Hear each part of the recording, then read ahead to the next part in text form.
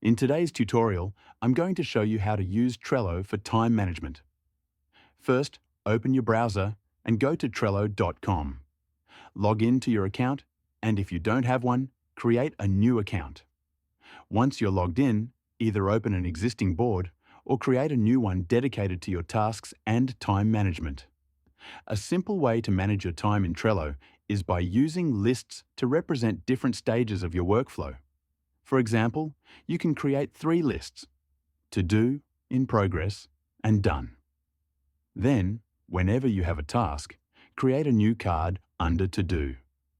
As you start working on it, move the card to in progress, and when you finish, move it to done. This helps you visually track what needs your attention and what has already been completed. To make it even more effective, add due dates to your cards. Open any card, click on the due date option, and set a deadline. Cards with due dates will show reminders and make it clear when a task is close to being overdue. You can also use labels to prioritize your tasks. For example, red for urgent, yellow for medium priority, and green for low priority. This way, you can quickly glance at your board and know which tasks to focus on first. If you want to view your schedule in a timeline, enable the Calendar power-up.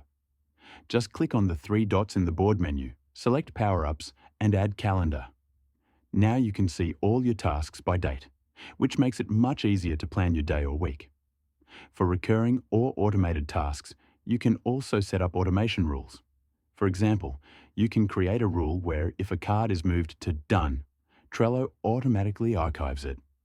This keeps your board clean without extra effort, and that's how you can use Trello to manage your time more effectively.